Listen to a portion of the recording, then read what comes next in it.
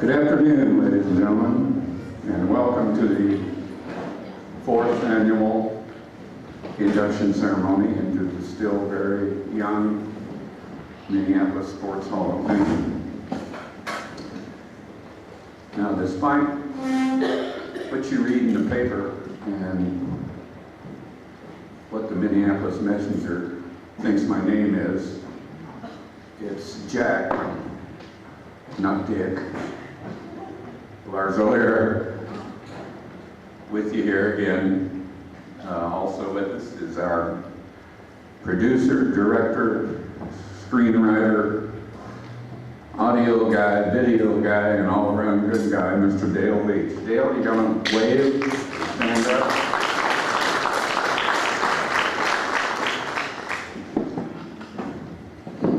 And I should tell you that as I approach my 436th birthday, it's time for me to step back a little bit,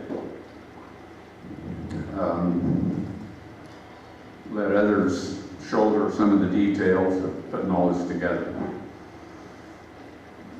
The multi-talented Mr. Leach has volunteered to do that, so going forward, he will be the mob boss and I'll just be the consigliere.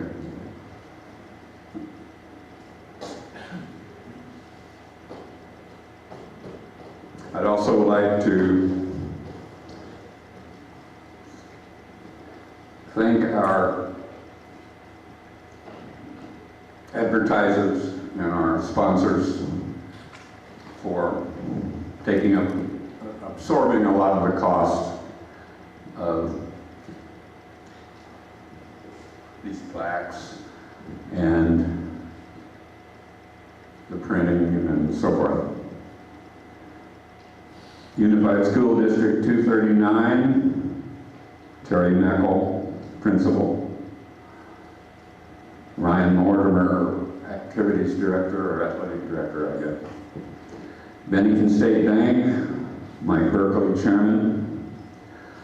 Home Automotive in Adelaide, Chuck Steins, Sales Manager.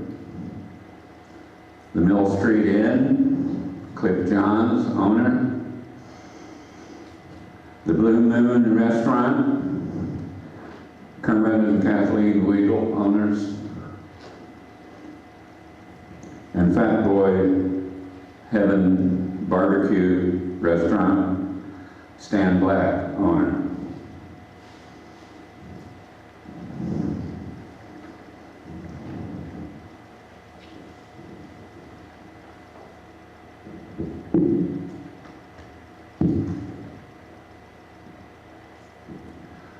So, let's get on with business here.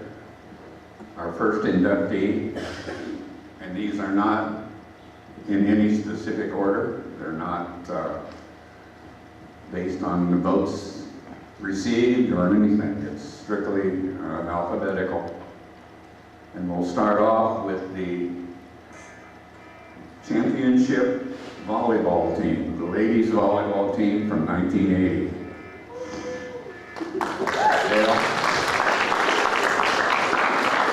Our first inductee in the class of 2018 Minneapolis Sports Hall of Fame is the 1980 Minneapolis High School volleyball team. The 1980 MHS volleyball squad was the first athletic squad in MHS history to win a state championship. These Lady Lions accomplished this in just the 5th year of volleyball being a varsity sport at MHS. They also won the first outright volleyball league championship for MHS, following up a league co-championship in 1979. This squad posted a domineering overall match record of 21-2 for 91.3% and a match games record of 43-4 for 91.5%, outscoring their opponents by an average of 14.6 to 7.8 per game in the non-rally scoring format of that day. In the NCAA league, their match record was 13-1, losing only their first match of the season and then sweeping the next 13 league matches.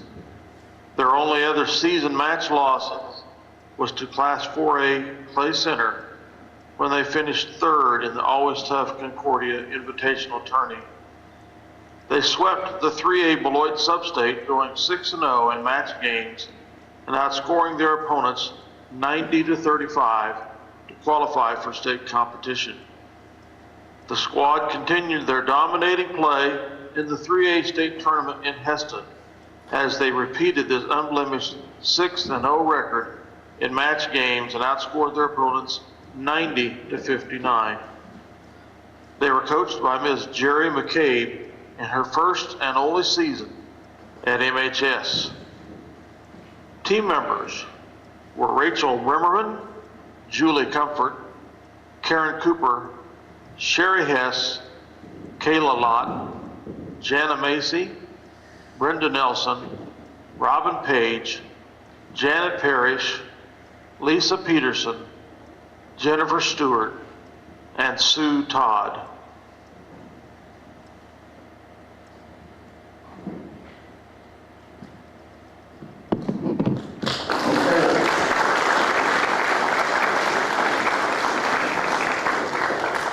I'll bet a bunch of them are here today. So, ladies and gentlemen, the 1980 ladies undefeated volleyball team and state champions. Come on up, girl.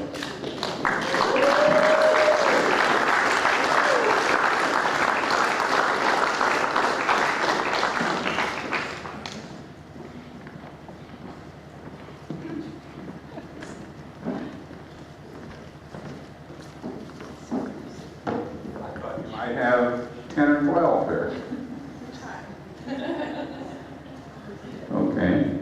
You are? Julie McCulloch. Todd. Jana Macy Rash. And Lisa Parker. Okay, so, by the way, your parents agreed to pay me $50, but so they don't know it yet. But as long as you share it with your teammates.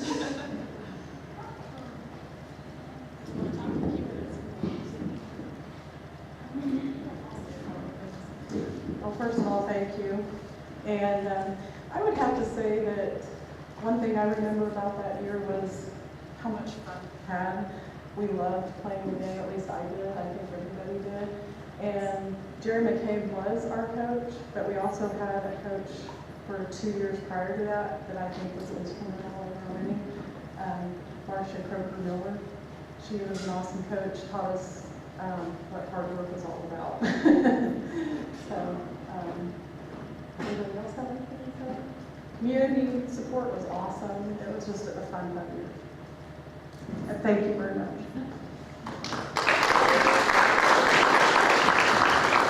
I would just add it the same exact way that Jana just mentioned.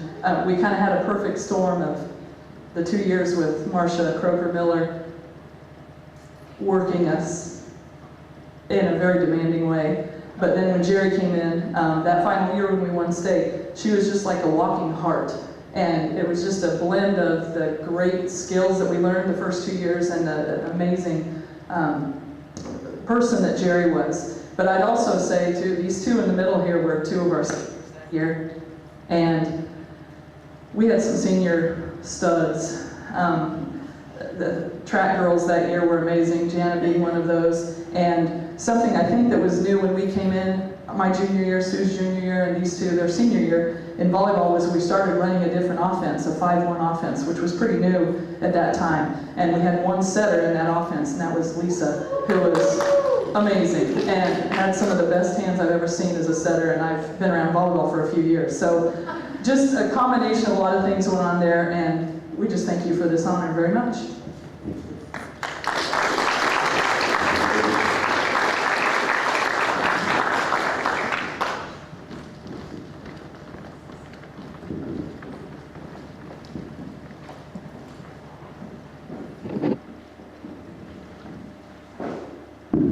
Our next inductee, a young lady who I haven't met yet, but I will.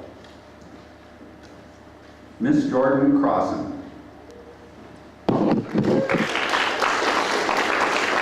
Our second inductee into the 2018 class of the Minneapolis Sports Hall of Fame is Jordan Crossan in basketball. She's graduating in the MHS class of 2007. Jordan was a leader on 2 MHS girls basketball squads that played into the Final Four in Class 2A state tournaments in successive seasons. The teams finishing 4th in 2006 and 2nd in 2007. She played in the KBCA All-Star Game in 2007 and was also a KBCA first-team selection for Class 2A.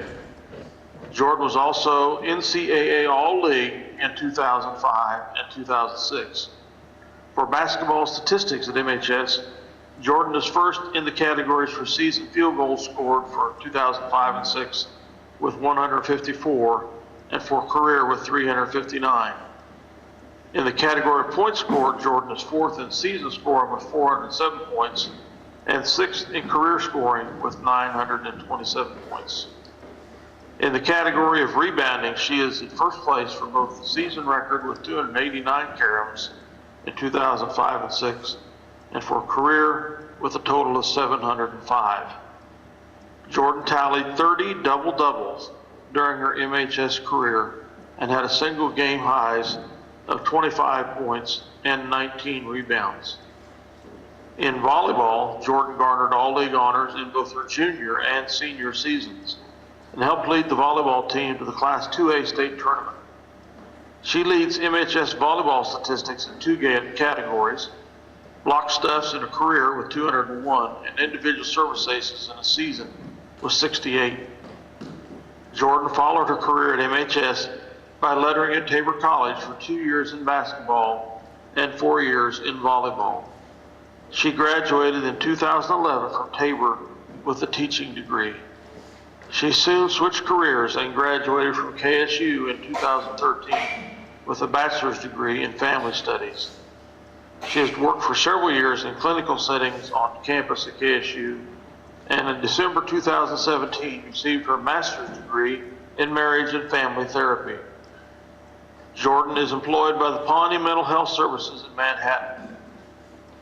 Included here are some video highlights of Jordan in one of those double-double outings as she scored 21 points with 10 rebounds and scored the winning bucket in an overtime win in the 2006 Class 2A Sub-State Championship versus Osborne, as the Lady Lions advanced to their first state tournament appearance in basketball since 1992.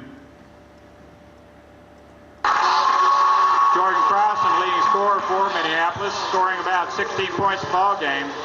Now in the corner to Shoemaker. Entry pass to Crossan. There we go. No good by Osborne. It's run down by Mans. She's inside, and there's a good block by Jordan Crossan. Minneapolis all the way down. We have numbers. Crossan, easy shot. Nice. Well, throw it in for Minneapolis. Lob in to Crossan. Jump shot's good. Osborne with a 4-point lead. Chantel looks at a three, in and out. She gets the rebound, or Crossan gets the rebound here with 5:49 left, third quarter. Now we get it inside. Two people and threw it up underhand. It was good. Shoemaker, three-pointer, no good. Crossan with the rebound and put back. Plowman with the ball. Now into Hinkie. Shot, no good. Crossan with the big rebound. There we go. Ball in close. Yeah! Crossan. Turn around. She'll look to drive. Long three-pointer, no good. Crossan with the big rebound as French missed the follow shot. I thought she was going to recover and get that one, but now Schultz. Blocked by Crossan. Rebound to Shoemaker. By Big Blue. Now Schultz back out on top. 2 minutes left. Jump shot, baseline, no good. Crossan with the big rebound. The ball on the wing. Now Perry out front. Shoemaker, long two-pointer. No good. Crossan, rebound, good.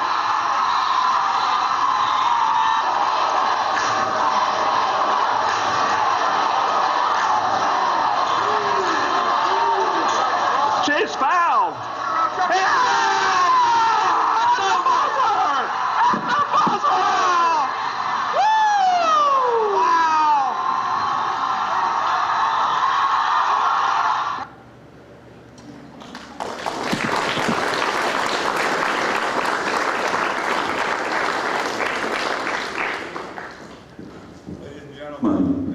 Crossan.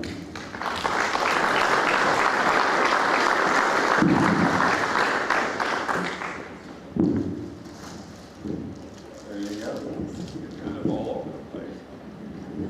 All over the place? Oh, yeah. I really appreciate not getting any of my falls, because my family likes to count the number of falls I took in that game, so I appreciate it. But, no, this is such an honor. I just thank you all so much, and I see two of my coaches, at least I think two of my coaches in here that I had my time at high school. And just thank you guys for all the support. And I wish I had a team up here, because those were all team sports, and I wouldn't be here without my teammates. And to getting to be here as my mom's honor too is a really special thing. So thank you.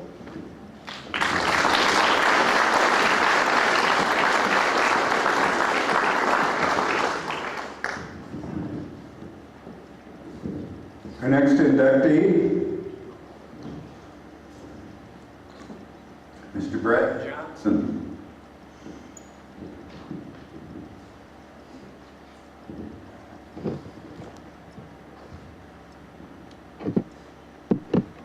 Our third inductee into the 2018 class of the Minneapolis Sports Hall of Fame is Brad Johnson in football, MHS class of 1999.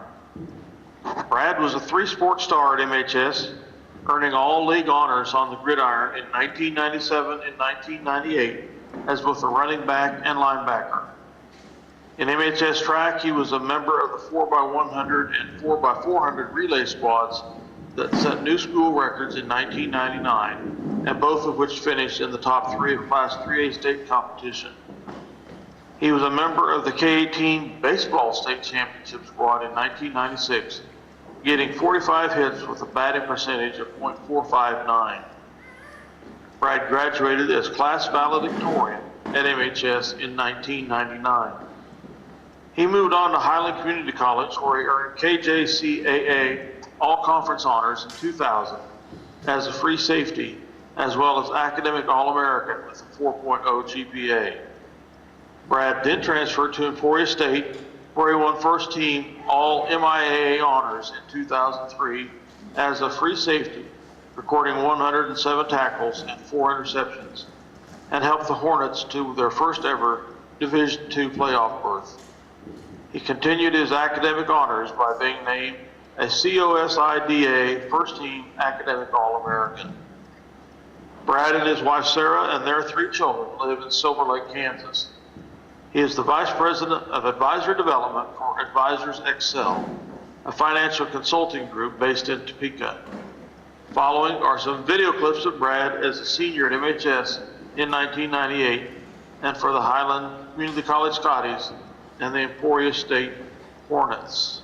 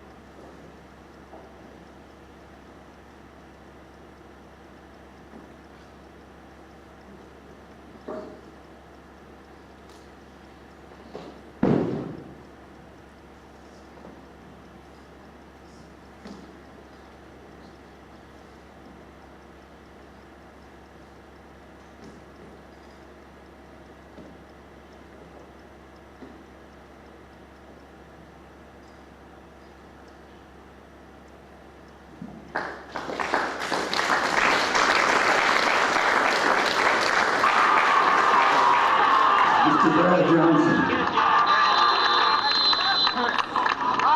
Come on up, Brad. That's away.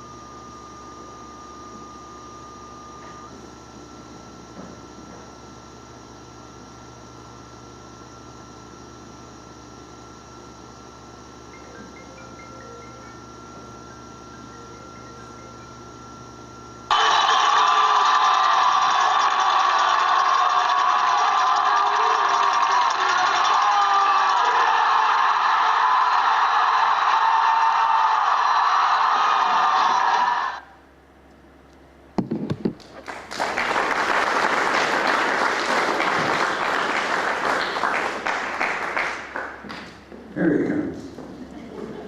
Sorry about jumping the gun. No worries.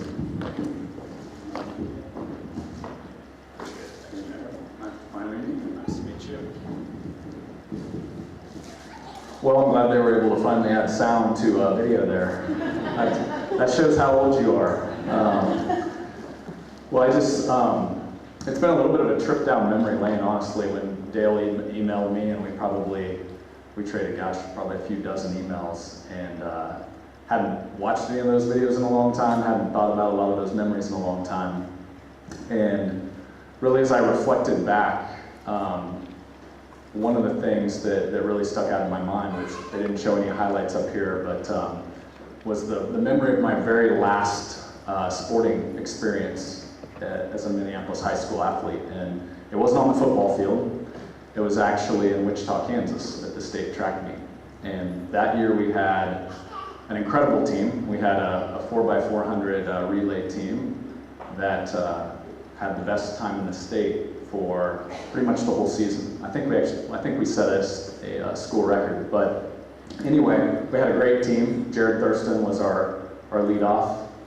Then Jake Nelson was a freshman that year filling in, and he was our second leg. And then Tanner Gassman, his folks are here, I see. He was actually our third leg, and then I was the anchor.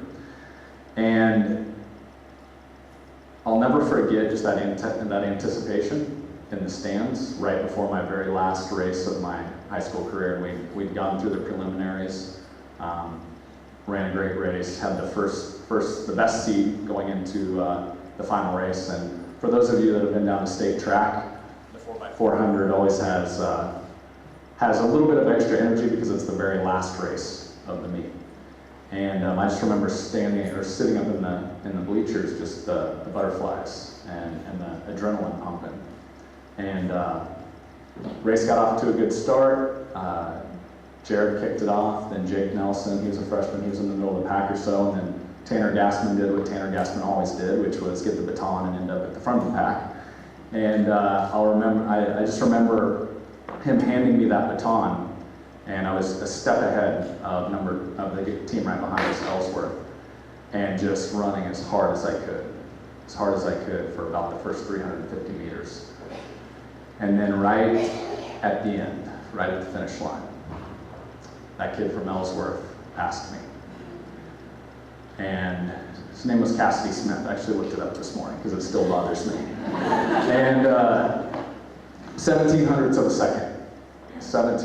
second kept us from getting the gold that year. And I was looking back at all this old film and a little bit of self-reflection and just thinking back to memories from Minneapolis high school and Minneapolis growing up that I hadn't thought about for a really long time.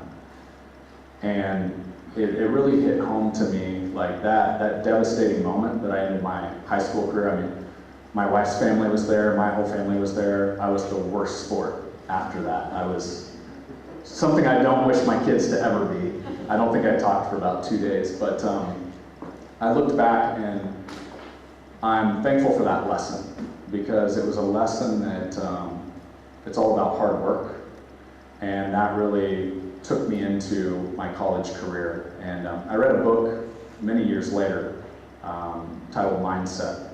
And in that book, they talked about having a fixed mindset versus a growth mindset. And one of the examples they put in that book was, it was of an athlete named John McEnroe. Anybody remember him? The guy that was known for throwing tantrums every time he didn't get his call or he lost to a guy that he thought he should have beat. And the lesson in the story is when you think that you are just have God-given talent and you're just blessed, anytime you get beat, it's just really hard to deal with. And the other example in the story, the athlete of the growth mindset, was Michael Jordan. And shared about him getting cut from his freshman team and how what that meant for him was he needed to put more hours in the gym, do more work, and grow so he earned his spot on the team. And looking back, I think it's an incredible testament to what Minneapolis, Kansas was for me. This is a growth mindset type community. And I think that started out on the farm, growing up with my dad and my mom, and all of the hard work that went into 1980s farming with not a whole lot of financial benefit. And throwing hay bales in the summertime, although I know Dad wasn't milking 40 head of cattle every morning and night, but it was still work. And all the practices my mom took me to, all hours of the day, all days of the week. And I wouldn't be doing this school justice if I didn't mention a guy named Jeff Giles. I think anybody that played sports while he was around, the example I saw him set, it was not a here's what you should do. It was he showed the growth mindset by example. And we didn't have much of a weight program back then. I don't know what it looks like today, but it was about 5 guys showing up in the summer times for football weights. And the guy that was there was Jeff Giles. When I rolled in at 6, his shirt was already covered with sweat, and he was finishing up his last set. And I think just everything that I see in Minneapolis, Kansas, whether it's Jeff Giles, whether it's the farming community, just the hardworking people that make up this community, I think that served me through all of my college career and the success that I did have. So I just want to say thank you to my parents. I want to say thank you to Tom and Joy that took in a lot of college sporting events. I want to say thank you to my wife, Sarah, who basically grew up with me in high school. I know Julia remembers that from back in the day. And I want to thank her parents who were at a lot of those sporting events as well. So it's an incredible honor, and I'm humbled to be included with this class and those that have come before me, so thank you.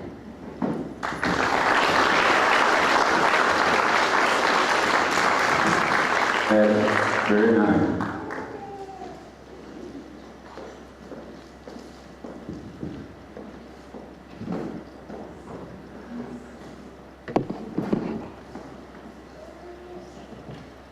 Our next inductee will take us all back in time, long before most of us were around, but Mr. Jack Lorenz.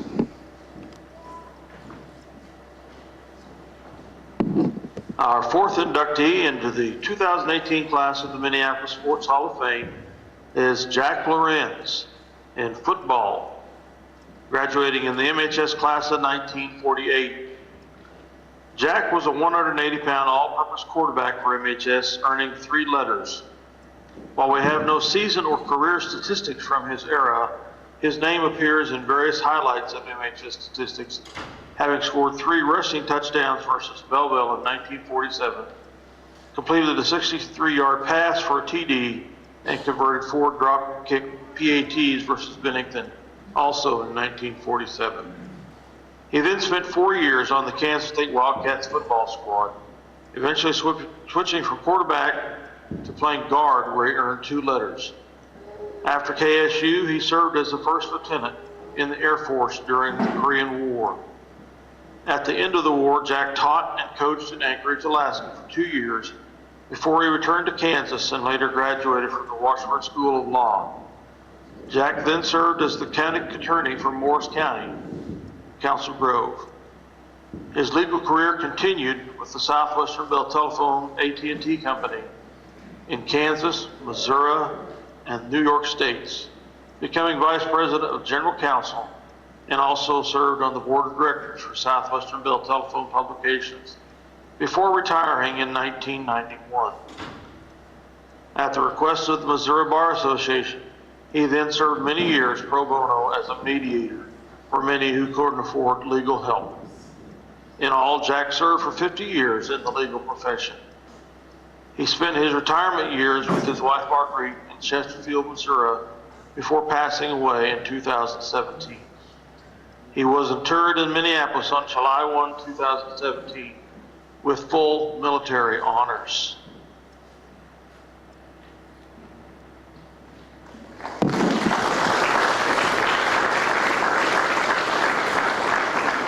Unfortunately, we don't have any video or anything of him. But as a kid, I remember him and his drop kicks. I mean, that's old school. Nobody does that anymore.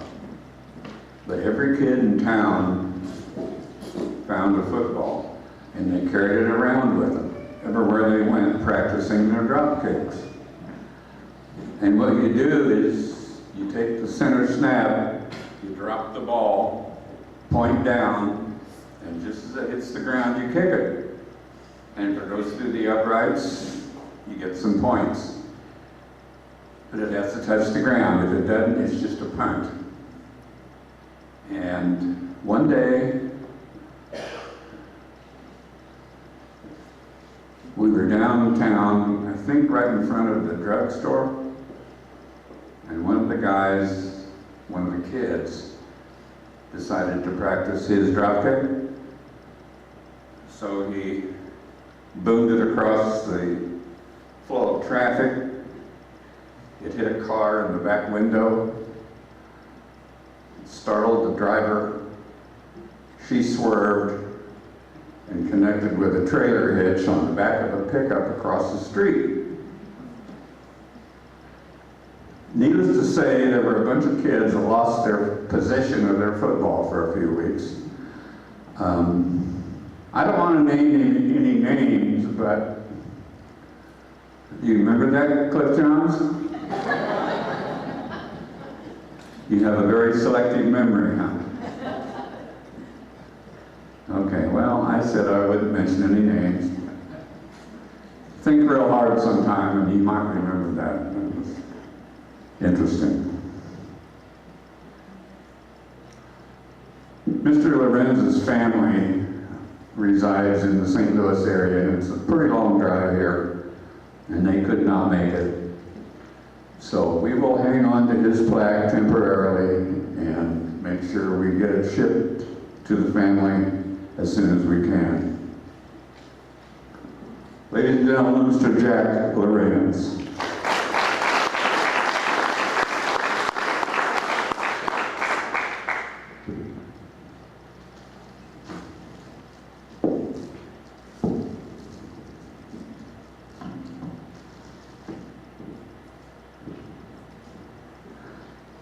Next up, an athlete, a coach, a mentor, Mr. Cody Parks.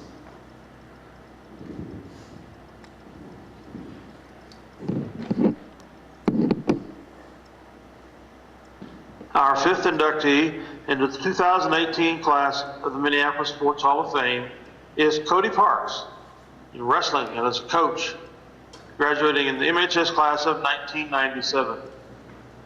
Cody lettered in wrestling in the heavyweight class all 4 years of his career at MHS, going 58-5 in his last 2 seasons, 27-1 as a junior and 31-4 as a senior. He made 3 successive trips to the Class 321A state tournament, taking silver medals in 1996 and 97. Among his 89 wins at MHS, 58 were by pins.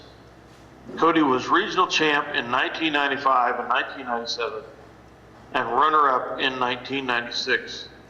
He garnered first-team All-League honors in 1997 and second-team in 1996. In football, Cody lettered 3 seasons and also earned first-team NCAA All-League honors as a lineman in 1996 and second-team in 1995. At Fort Hays State, Cody lettered all 4 seasons in wrestling, receiving the Fort Hays State Ring of Honor. He was an NCAA Division II Academic All-American in 2002, with second-team honors in 2001, and was a 5-time winner of the Fort Hays State Academic Excellence Award. In 2002, Cody was an RMAC All-Conference selection, the wrestling team captain, an NCAA Division II Regional third-place finisher, and a Nationals tournament qualifier. Cody is thought to be the only MHS wrestler who has ever competed at the collegiate level for 4 seasons. After graduation, Cody was an assistant wrestling, football, and track coach at the Blue Valley West High School squad in 2003 to 10. He then became a teacher and the head wrestling coach and an assistant football coach at the new Blue Valley Southwest High School, effective in 2010, where he has been developing the wrestling squad for the past 8 years. Cody has been selected as Regional Coach of the Year in both 2010 and 17. He is active in coaching wrestling programs outside of high school and has received numerous coaching awards for these activities. Cody proudly brings his BVSH squad to Minneapolis every December to compete in the annual Jeff Giles Invitational Wrestling Tournament.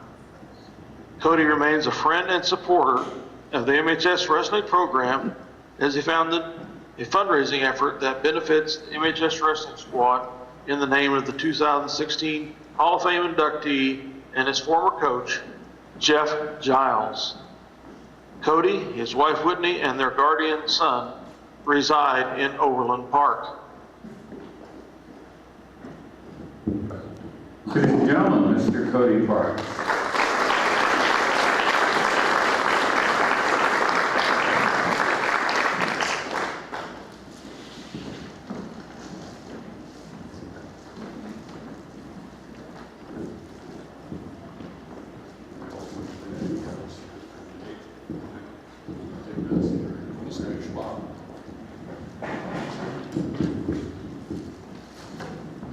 I like to talk. I appreciate being, nominated. I appreciate the people that considered me for this, and I definitely don't consider myself the best athlete that's ever done anything here. I was around a lot of great people coming through, and so, for me, I want to kind of, here's what happens. If I write it down and I type it out, and then I give it to Chris in the back to proofread it, then it's kind of emotional, And so if I write it the day of, it's got more humor in it. So I wrote it the day of, so hopefully there's a little more humor in it than it is anything else. But I think as I've looked around the room, I'm so thankful for where I'm at now. And you look at the history, and I've been thinking a lot about this, just the history of where you come from and who you are, what you'll be, and how you'll influence and impact others. And I'm looking around and I see my teachers, in the room, and I'm thinking, man, I was difficult to deal with. And I tell people all the time, the kids that make me the maddest in class are the ones when I look in the mirror and I see myself. So those are the ones I probably work a little hard for. But I look around, and I look at all the great people that have interacted with me in my life to get me where I'm at, and I'd be remiss to not thank them in some way. I think that when you look at something like this, you'd be an idiot to think you did it on your own, or you'd be an idiot to think that you accomplished it by yourself. And so, I'll talk a little bit, and I'll try not to get crazy here, but history is what I started with. I thought about the history of this community, the history of these programs, and what I wanted to be. When I was a kid, I wanted to be a Minneapolis Lion or anything in the world. I'm telling you, I bleed red and blue. All I wanted to do was be an athlete, and I wanted to compete and have my name with some of the greats. And I wanted to be Mark Allison more than anything in the world, I won't lie to you. And I even went back and watched his Hall of Fame thing when he was here, and I was so enthralled by him and how big he was, and people would draw comparisons to me, and I thought, I don't know if I could ever live up to that. He was fast, and I was not. But I got to work out with him my sophomore year. He'd come back, and in the mornings they got him to do these workouts. I remember getting up, and I was so tired, and I didn't think I could do it, but I didn't want him to think I wasn't tough. And so I did these workouts with him, and it was so empowering for me. And obviously the NFL hadn't called in the last couple of years, so I'm not sure I'm going to make it, but that's all I ever wanted to do, is what's the funny part about it all. I remember Jesse Prater. Jesse Prater's the only undefeated state champion in Minneapolis history, and I wanted to be, that's what I wanted more than anything in the world. And I can tell you, I lost my first match my senior year in my own gym. It was devastating to know that I wasn't going to be as good as him. And and I remember going in and watching him train. They used to let us watch him train when we were in middle school waiting for our practice, and they were so scary. I see JP Metzler, and I'm still scared of that guy right now. Intensity in his eyes is like the hardest working person I've ever seen in my life, and and those guys became like heroes to me. We were little kids, and they'd take us over to watch the duels, and we'd watch them, and I'd go, I don't know if I could ever do that. And I remember being so scared, thinking, what if I can't do that? What if I'm not going to be good enough? And I hope I'm good enough, and I hope I get to do it someday. I remember watching, Mike McGavin and Brian Lewandowski. I thought Eric Shoup and the Brumballs and Gois of the world, they were like heroes at the time. And I thought when I get into high school, I just hoped that I could help and contribute, be on the teams that they were on. And then I think about when it was over, and I think about, Nick Johnson, two-time state champion. I think about Sean McGrennan, one-time, and Mortimer winning a state championship and coming back and being a part of that, and even having Coach Giles say, hey, you helped those guys, you don't even know it, and I just remember being so happy as my own records came down. I just thought, you know, it's a part of history, and I got to watch it grow and get bigger and bigger. And so, you know, the history was so important to me. The community was so important to me. And, you know, and that's kind of the thing, I guess, when you think about what you want to be. And I wanted, like I said, I wanted to be a Lion more than anything in the world. And I have never been the best at anything. And I know that sounds weird, but I've never been the best at anything. And I think that's what I chase more than anything is, you know, for one day to be the best. And I don't know if that's possible, but it's probably why I work so hard, I think. You know, and so I'm going to kind of just, you know, start with some thank yous and as I go down through here, because I think about impactful moments. As a teacher and an educator and coach now, there's these impactful moments that I didn't realize helped shape me, and I didn't realize when I hear back from my own athletes that moment helped shape them. And I never thought that that's what I was doing. I never thought that it wasn't my goal. I always wanted to be the coach that I wanted, and I had that coach. And I wanted to be that person that no matter whatever your goal was, I'll climb it with you, or I'll figure out how to do it with you. And if I don't know, I'm going to figure it out. And so I just wanted to be that coach that didn't have any limits for my athletes as well as my own coaches. So obviously I want to thank the Lord for just blessing me with such great people in my life. And, you know, and putting me around such great people. And like I said, I see my teachers out there, and I think about my coaches, my Little League coaches. You know, I think about Nick Dolph, and Mrs. Becker and, you know, Ms. McCullough just refusing to let me run amok and demanding something from me and not allowing to be what I probably could have been and demand more from me, and I'm blessed. You know, the Lord has definitely blessed me that way. I'm going to start by thanking my mom.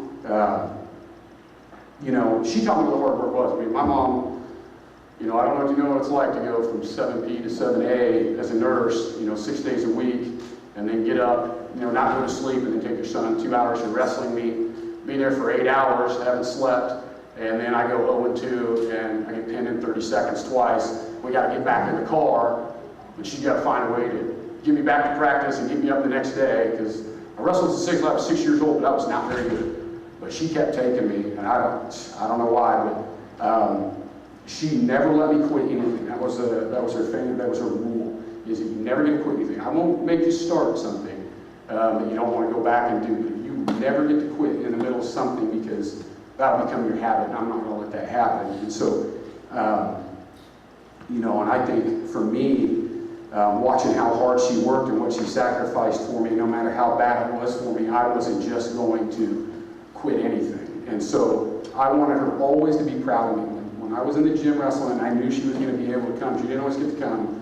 I was going to refuse to lose, because I wanted people to come up to her and say, hey, he is good. You have a good son. You have a good wrestler. He's good at what he does. And I wanted my mom to feel that, and I wanted her to be proud of it, and that was important. You know, my mom put me in gymnastics, jump rope class. Like, I was like the only boy in gymnastics. She put me in everything.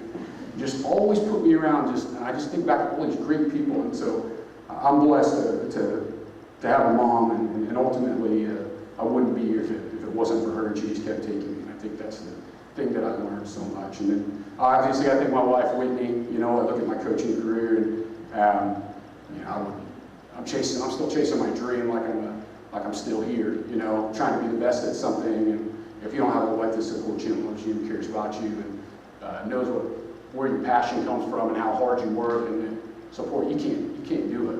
And so to let her put my energy, my effort, and sometimes to get me as a person divided up into a lot of slices that people have to share, it's a difficult thing for a wife, but I know that's how much she cares about me. And sometimes she just doesn't want me around that much, I think. So, obviously, I thank my sister. My sister taught me how to compete. You know, she went to high school before me, kept the seniors from beating me up, which was kind of nice. I think that she had 5 fouls to give in every basketball game. I think she was the hacker. She wanted guys like scoring points. They sent her in, took down the best player, made sure she used all 5 fouls, and then went back out, you know, and just taught me how tough it was. And she was just such a tough person. And I felt like if she was tough, I had to be tough. My sister's also the only reason I started wrestling at 6 years old. I told my mom I wasn't going to do it, and my sister said, if I do it, will you do it? And I'm like, yeah. So my sister actually wrestled for a year, so I would wrestle. Which is actually pretty good. But, so I wrestled because of my sister. Otherwise, I wouldn't have done it. And then my 2 younger brothers, Cole and Kale, you know, I wanted them to have somebody to look up to growing up, and they were just the, you know, they were little, and I wanted them to have a hero, and I wanted to try to be their hero. And you know, Cole and I get to coach every day, and it's special for me. And you know, Kale's just the opposite of me, which makes him so awesome. Such a good guy, and I just, when I was competing at that time, I really wanted to make him proud. You know, I'd say some of the impactful moments as I thank people here, and I think about my career, and I think about Chaz Hawk. Chaz Hawk's still in the community. Most people don't know that Chaz, you know, I decided as a freshman either I was going to quit or I was going to go a million miles an hour, but I was quitting. I was getting beaten. I only won 3 matches. I was terrible when I first started in high school. Terrible. I lettered because I won 3 matches. 2 were forfeits, and I headlocked another freshman. So I only won 3 matches. That's why I lettered. My first varsity match, it was a tie duel, and I lost. The team that I lost to in 30 years, and I got pinned in 30 seconds, and the seniors were yelling at me. They were so mad because they never lost to him, and I was just like, I quit. It was scary. It was mean. I just didn't think I was going to do this anymore, or I was going to go a million miles an hour and fail. And I stopped caring about winning or losing. I just thought, I'm just going to get to a fight, and whatever happens, happens, but I'm not going to feel like I quit ever again. And Chaz Hawk just kind of got his dreams ripped out from under him. I thought he was such a great senior leader when I was on the team. And we did kids club afterwards. You could do kids club afterwards. And for 3 weeks, he worked with me every day. He's 135 pounds, and I was 200 pounds. And he wrestled me every day. He was just so caring, and he was so thoughtful, and he just so encouraging. And I made it to the state tournament, and I got stomped anyway. But it was that thing that I needed at the time, where I probably wouldn't have kept wrestling. And I don't know if he knows that, and you know, but he had a huge impact on me. And now I see him having an impact on his own son as well as his own program. So he really changed me as far as my trajectory. I got to thank Chris Kaufman. He's back there. He's like my best friend. We did 1,000 jump ropes every day after practice. We wanted to get faster foot speed. We wanted to get better. I think we did it in the gym because I think the girls were practicing basketball and we wanted to see us working hard. But did 1,000 jump ropes, and you know, he did it with me, and we've been together so long, and he coaches with me, and he was just such a person that kept me on track. And I think of him, and I think of like Billy Moore, my teammates Monty Smith, Dave Hawk, Courtney Marsh, Dan Peschel. They were just awesome teammates, man. And they made it fun. It made me want to keep coming back. It made me want to be a part of it. It made me want to do more and be more. And I think about, I feel so sorry for John Wright and Josh Keyser. I beat them up bad in practice. And those poor guys, that they took the brunt of when I was getting really good. I was probably about 255, and I could probably whip you in freeze tag. I was pretty quick, pretty strong. And those guys had to feel the brunt of that. I had to wrestle Coach Giles all the time. He called a timeout when I was about to score my first takedown on him because his shoe came off. But you could never take down Coach Giles. I never did it, never beat him, never took him down. When I got involved, he'd come back. I asked him to wrestle me once. He refused. Smart man, but I still don't think I could have took him. Monty Pickrell, I got to give a shot to Monty Pickrell. Monty Pickrell was awesome. He was ranked 2nd state, and Monty he didn't want to win, he just wanted to beat you up. You know, if he beat you up, that was a win for him. He just taught me about toughness, like some mean grit. And him and I had some wars in that room, and he probably single-handed me. I just wanted to go to practice and beat him. I didn't care about winning. He was so good. He beat on me through kids club, and I thought when I got to high school and I finally got big enough, I started whipping on him, and it was glorious, and I loved it. You know, Josh Green, you know, had a huge impact on me. He's somebody that taught me what cowboy tough was. You know, real tough and grit. You know, I remember he didn't even shed a tear. I remember standing out in my yard, and he drove by in his car, and he's in the back seat, and I thought, that's weird. Well, a horse had just rolled over his leg, and his senior year was over, and he was ranked, and I started crying standing there, and he didn't. He said, I'll be all right. He said, you know, you got a job to do, you're going to do it, and I'm glad I was your teammate, part of your team. And he said his thing, and he guy's got a broken leg in the back seat, and I'm crying, and I'm 18 years old, standing in my front yard crying because I live across the street from the hospital. You know, and it just taught me about like a level of toughness. I gotta thank my basketball buddies. Man, I could have been a basketball player. I'm not gonna lie to you. I could dribble with both hands, and my head would stay up. So if it wasn't for Matt and Eric and Joel Condren, Joel Dolph, and Nito Wagner, Those guys made me feel so bad at sports. Those 5 guys made me feel so bad in high school. They were so athletic. They were so driven. They played outside all the time. I was the big kid. You better learn how to play freeze tag or dodgeball or play basketball. You weren't going to get play. And so those guys pushed me that it didn't matter how big I was. If you want to play, you better get off the porch. And those guys were good at everything. They were better than me in everything that I did. And I just wanted to get better than them and beat them or stay with them. And that's what really pushed me, I think, to do well was the people around me. Eric and I talked a lot about that. And Eric, you know, I got to thank Eric from my best friends in the whole world. Like, I'm in the same babysitter at 6 years old, and still lucky enough to see him every day.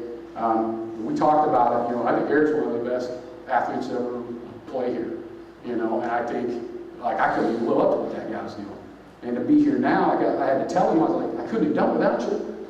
I had to have something to chase, and that's back to history. You gotta have somebody to chase. You gotta have records to break. I love playing on the same teams as Brad. It was funny when he was a sophomore and he was scared and we were giving him the ball and he was being a baby, and we'd yell at him in the huddle, and he'd look all tough and he'd run a long one, and then, you know, he'd get a good play, and all of a sudden he'd grow 3 inches because he had a good play, and just watching him develop, and, you know, and just, I love that. I love that part of the history. My coaches, Carmen Kendall, Thad Lambert, Jerry Ayers, even Mr. Semino came in and got beat down a few times by me.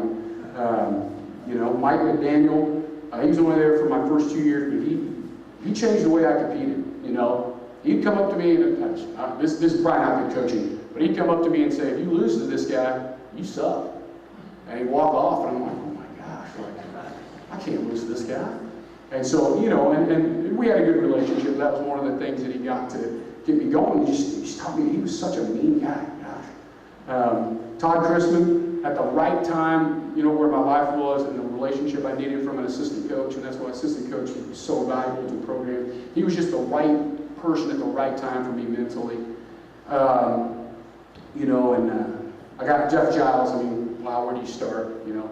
And I tell people this all the time. I didn't text him, didn't call him, didn't swing by his house, never had dinner with him. We didn't have small talk. We didn't stop side. You know, he's like this rock and this immovable force that was always in my life.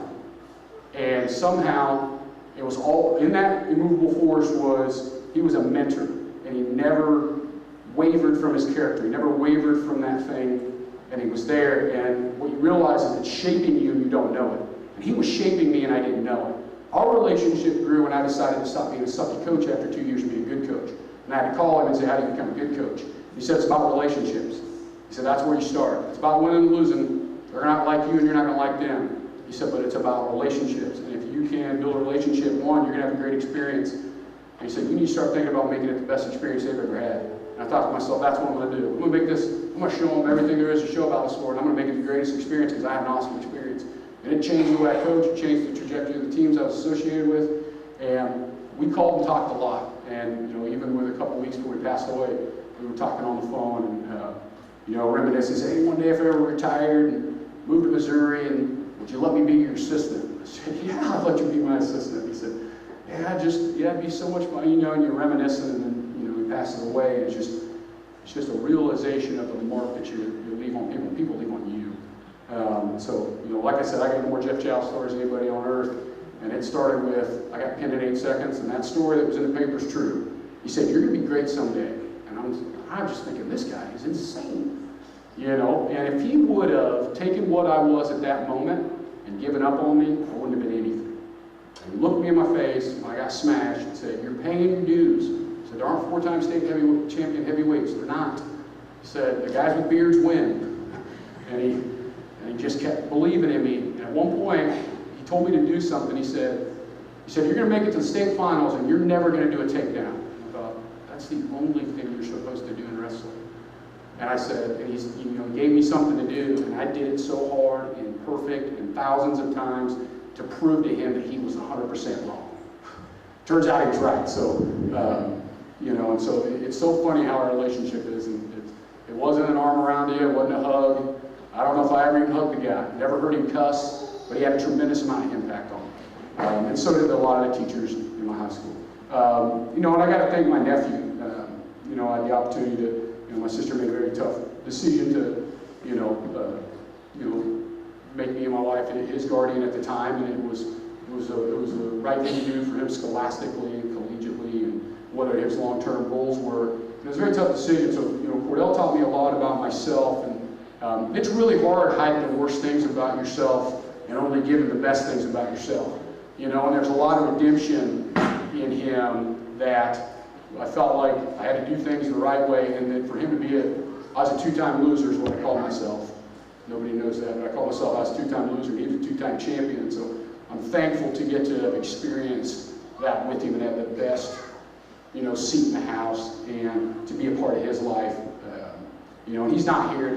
The Missouri staff kind of told him, you have to come to this camp, but you don't have to come to this camp. So he needed to go to the camp, is what the Missouri staff told him. So he wanted to be here today, but he wasn't able to. But I can tell you, these things mean a lot to me. For somebody that wasn't the best and always wanted to be the best, I look back on my high school career as something that wasn't very good because I didn't get the ultimate prize. It took 15 years to get to a point where I thought anything that I did was worthwhile because I didn't hold the one thing that I wanted. And when it come down to somebody saying that you had a Hall of Fame career in your hometown is like the biggest blessing that I think that I could ever get or on me. And so that's probably why I've taken so long to talk today, because it is a huge deal to me, and it's a huge honor. And somebody said, how do you become phenomenal? You do little things well every day. And so I think every day I just try to do some little things well. And I didn't know whenever anybody would ever look back and say, what you've done up to this point was really good. And so I appreciate the people that are in my lives, people in this room, people that have affected me, my own athletes, my coaches, my teachers. But know your history. Know that your history shaped you. Know the history of your community. And I come back here, I have a lot of emotions that rush back to here. And sometimes I try to find those teachers and say I'm sorry. But I love this town. I love the people in it. I love what it's given me. I loved how little I knew about the world when I left here and how much I know now. And I try to continue giving back to my community. And I even tell the Minneapolis wrestlers every time I come back, I always follow you because it's important to me how you do. Because at the end of the day, I was a part of that history and part of that culture. And so you represent me. And I tell my guys every time that your behavior is a reflection of my character.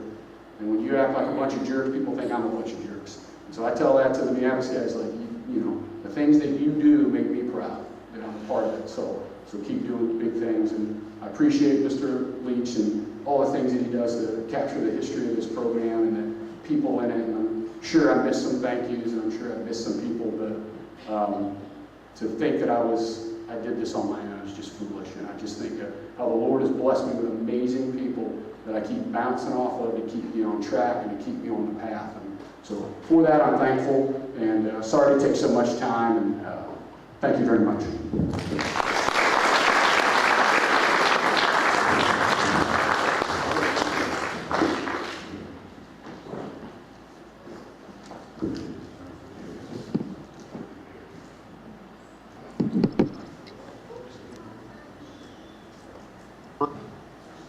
Our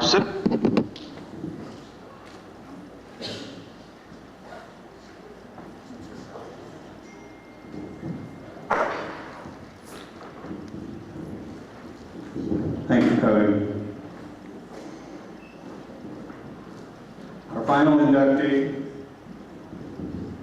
athlete, coach, whose team is having quite a day today down in Wichita.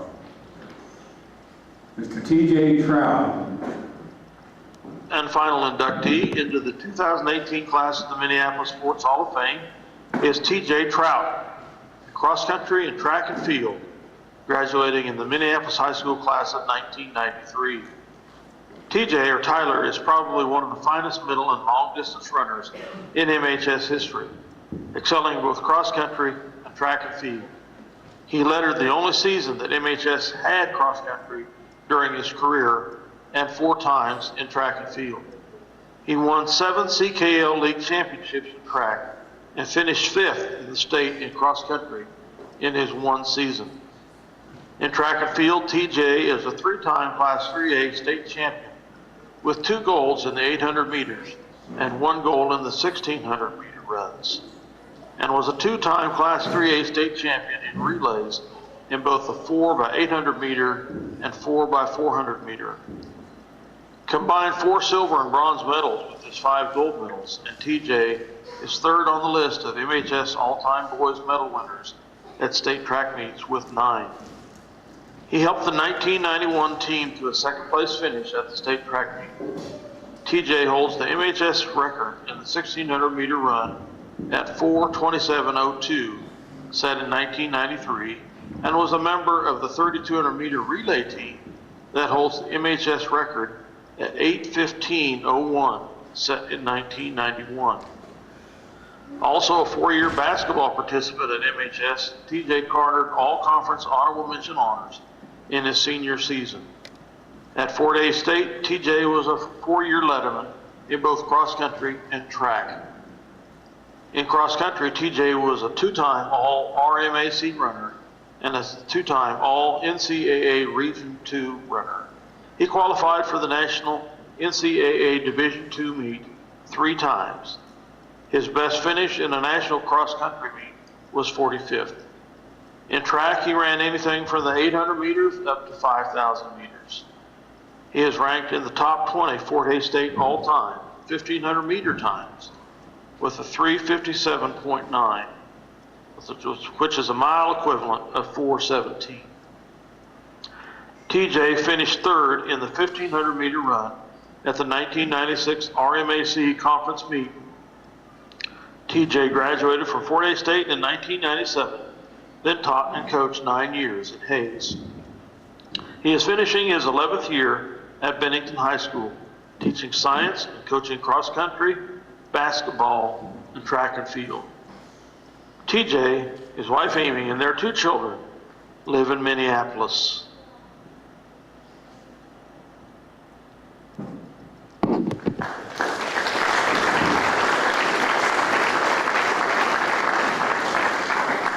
Coach Trout, come on up here.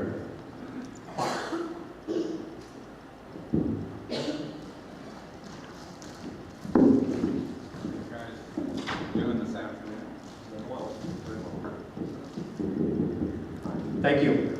That's a scary picture up there that they have, right? Law of gravity pulls it down, hair goes right to here. And it is a lot cooler in here than it is down in Wichita right now, so at the city track. So, but first of all, thank you. Thank you to the Induction Committee and the community and family as well. I guess I didn't really take many notes, but I did, the other day I was reading in the Messenger, and they had posted a quote that said, I'm a success today because I had a friend who believed in me and didn't have a heart to let him down. And so with that, I was just sort of reflecting. I think it's very similar to what the others have said with the idea of the growth mindset and the teammates and the coaches and everyone, and that idea that you can substitute that word friend and just sort of go through and think of all the people that could fit inside that quote. And so, a few that came to mind for me, I guess, before at the very beginning, I really didn't run prior to junior high. So at junior high, for some reason, Dennis Harris, threw me in the 800. And I actually enjoyed it. I think it was probably less of a distance than his design courses that he had us run in practice in those heavy blue sweats. And then he went ahead and took the role on my senior year for cross country to bring that program back and give us an opportunity to run. And then moving on into high school, coaches, we were blessed with coaches that were very enjoyable, but also, very knowledgeable in their craft, led by, Bev Mortimer and Laura Longberger and Ron Wilson and Jeff Giles that, did a tremendous job of getting us, as good coaches do, getting us to perform and peak at the right time. And at that time, I think you also at the high school sort of realize that you hear the coaches mention that it's sort of not about you, but the name on the jersey type of thing, and you start to sort of realize the impact of the community or the importance of the community, whether it be waiting in line for Kevin who loves to talk, so you wait there forever at times, and you have someone talk to you about how things are going, or maybe at the grocery store, maybe someone run out to your car and they give you an envelope full of little results that they've cut out of the newspaper, things like that. So all of those, you could substitute the community into that. And then in addition to that, moving on to college, I was blessed to have the opportunity to run under Hall of Fame coach Jim Crubb, and also he's working down at the state track meet today. And we have the great Alex Francis. I don't know if any of you know Alex Francis. A little bit more nervous, actually. A little bit different than standing in front of your classroom, I'll tell you that. All right, and even an awards banquet when you know most of the people. So, but anyhow, in college, so that was a great opportunity. And sort of like as a distance race that goes on a track, you tend to hopefully end where you started. And so here I am living a couple blocks away, and sort of using that foundation or that wisdom that all the community members and coaches and that have been inserted into that quote. Try to use that wisdom as I go about and coach and instruct others as we go through the season. So thank you very much. As you can tell, I was a little bit nervous today, so I appreciate it. Thank you very much. Thank you, all of you that attended, and God bless.